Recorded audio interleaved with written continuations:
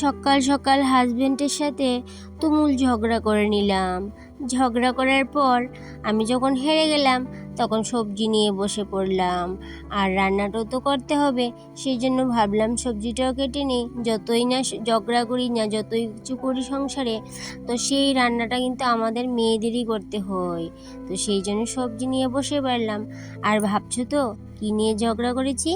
এই যে সবজিগুলা, এই সবজিগুলা নিয়ে ঝগড়া হয়েছে। তাই জন্য রাগটা কিন্তু আমি সবজির উপরই দেখাচ্ছি। সেই জন্য সকাল সকাল সবজি নিয়ে বসে পড়লাম। আর এই দিক দিয়ে দেখো, অনেকগুলা সবজি সেদিন একসাথে নিয়ে এসেছিল। তো সেই জন্য কিন্তু সবগুলা সবজি আমি রান্না করতে পারিনি। যতটুকু পারি ফ্রিজে রেখেছি, আর যতটুকু পারি বাইরে রেখেছি। আর এইদিকে দেখো, কলার মোচাটাও কিন্তু অনেকটা নষ্ট হয়ে গেছে। তো ওই কথাটাই বলার কারণে না বকাঝকা দিল সকালে আমাকে, বলল রান্না বান্না করে নিতে পারতে। আর আমি বললাম যে অতগুলো সবজি একসাথে কি করে রান্না করব। ঝগড়া বলতে সেই রকম বিশ্রীভাবে ঝগড়া সেটা কিন্তু না। আমাদের ঝগড়া মানে একটু উচ্চস্বরে আমাকে কিছু বললেই ব্যাস আমার রাগ চলে আসে, আর সঙ্গে সঙ্গে আমার কথা বদ্ধ হয়ে যায়। আমি কথার পরিপ্রেক্ষিতে কথাও বলি না। আর রাগটা না সহজে যেতে চায় না রাগের বাড়িতে। এই যে জেদ ধরে আমার মনের ভিতর বসে থাকে। আর যতক্ষণ না হাজবেন্ড আমার সাথে কথা বলবে, সেই রাগ ততক্ষণ অবধি আমার মনের মধ্যে বসে থাকবে। যেই না হাজবেন্ড আমার সাথে কথা বলবে, অমনি দৌড়ে পালিয়ে যাবে। আর তাই জন্য কিন্তু হাজবেন্ড আমার সাথে কথা বলে। আবার কখনো কখনো যদি আমি দোষ করি, তো আমিও কিন্তু আগে কথা বলি। কারণ কি, রাগটা আমি সবসময় পুষে রাখি না মনের মধ্যে। রাগ যতক্ষণ থাকবে সংসারে কিন্তু অশান্তি লেগেই থাকবে। সেই জন্য রাগটা কিন্তু বেশিক্ষণ রাখতে নেই। আর রাগ যেখানে থাকবে সংসারে কিন্তু শান্তি থাকবে না। আর রাগ আর শান্তি দুটো কিন্তু একসাথে থাকতে চায় না। যদি রাগ থাকে, শান্তি যদি দেখে ফেলে রাগ আছে এই সংসারে, তাহলে কিন্তু শান্তি দৌড় দিয়ে পালিয়ে যাবে। আর যদি দেখে যে রাগ নেই এই বাড়িতে, তাহলে কিন্তু শান্তি এই বাড়িতেই বাস করে। রাগ আর শান্তি একে অপরের শত্রু। রাগ যেখানে থাকবে শান্তি সেখানে থাকবে না, আর শান্তি যেখানে থাকবে রাগ সেখানে থাকবে না। বলো তো কি অদ্ভুত ব্যাপার, কি ঝগড়া তাদের মধ্যে। তো সেই জন্য কিন্তু সেই থেকে রাগ আর শান্তি একসাথে থাকে না, একজনকে একজন দেখতেই পারে না, সেই জন্য। আর এইদিকে দেখো, তোমাদের সাথে গল্প করতে করতে যতখানি কলার মোচা বেরিয়েছিল, সেটা দিয়ে কিন্তু আমি মোচার পকোড়া করে নিলাম। গরম ভাতের সাথে পকোড়া আর এরকম শুকনো মরিচ টালা হয়ে গেলে কিন্তু আর কিছুই লাগে না। সেই জন্য করে নিলাম কুকারে ভাত, আর করে নিলাম মোচার বড়া, আর করে নেব কচু পাতা দিয়ে টক করব। আর এদিকে পুঁই শাকটাও রান্না করতে হবে, আর দিকে জালিটাও রান্না করতে হবে। এতগুলো সবজি ভাবলাম আজকে একসাথে সবগুলো করে নেব।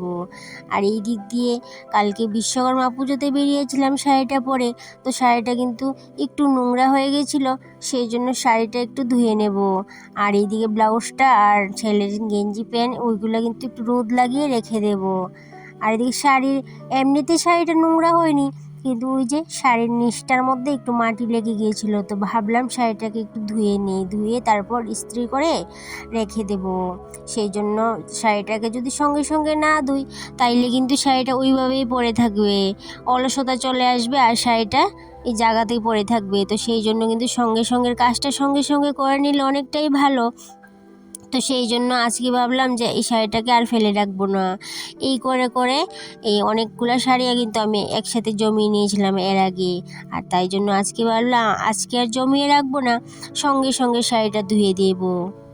তো খুব তাড়াহুড়া করে কিন্তু কাজগুলো সেরে নিচ্ছি, কারণ কি আমার ছাত্র আছে একজন, 11:30টার সময় আসে একজন, আর বিকালে আসে আরও দুজন। তো তাদেরকেও কিন্তু সময় দিতে লাগে। তো সেই জন্য তাড়াহুড়া করে কিন্তু আমার কাজগুলো সেরে নিতে লাগে। আর এই দিক দিয়ে দেখো, আমি বাবার বাড়ি থেকে সেদিন মাটি আর গোবর এনেছিলাম। কারণ কি, হঠাৎ করে না আমার মধ্যে বাগান করার খুব ইচ্ছা চলে আসলো, প্রবল ইচ্ছা, মানে কি বলবো, মানে খুব ইচ্ছা যে আমি বাগান করব, ফুল গাছ লাগাবো, সবজি করব। তো সেই জন্য কি করলাম, এখানে না আমি একটা ঝাড়ের মধ্যে এরকম করে এই চারাগুলোকে একটু লাগিয়ে রেখেছিলাম, যেন চারাগুলো খুব সুন্দরভাবে সতেজ থাকে। আর তারপরে আমি এই প্লাস্টিকের হ্যাঙ্গিং টবগুলো এনেছি আর মাটিটাকে ভালোভাবে মিশিয়ে এই চারাগুলোকে জায়গার মধ্যে আমি লাগিয়ে নিয়েছি। আর কিছুদিন পর কিন্তু এগুলাকে আমি হ্যাঙ্গিং করে দেব। আর এখন আপাতত আমি এগুলাকে নিচেই রেখে দেব, কারণ কি গাছগুলা যত দিন অবধি সতেজ না হয় ততদিন অবধি আমি নিচেই রেখে দেব। আর জানো তো বন্ধুরা, এই গাছগুলো না খুব তাড়াতাড়ি বড় হয়ে যায়। কি করে বুঝলাম বলো তো? এই তো সেদিন এনেছিলাম দুটো গাছের আগা, এনে এমনিতেই মাটিতে রেখে দিয়েছিলাম পুঁতে। আর এখন দেখো দুটো থেকে আমি 4টা বানিয়ে নিয়েছি। বেশি দিন কিন্তু হয়নি, বেশি থেকে বেশি 10-15 দিন হবে, তার বেশি কিন্তু না। আর এই দিক দিয়ে দেখো উঠানে আমি সুপুরি মেলেছিলাম আর একটু চা পাতা, যেটা কিনা চা খাওয়ার পর আমি ফেলে দিতাম না, এইভাবে রেখে দিয়েছি। কারণ কি গাছ লাগাবো, ওই যে বললাম অনেকটাই শখ চলে আসলো হঠাৎ করে, গাছ লাগাবো, সবজি করব টবের মধ্যে।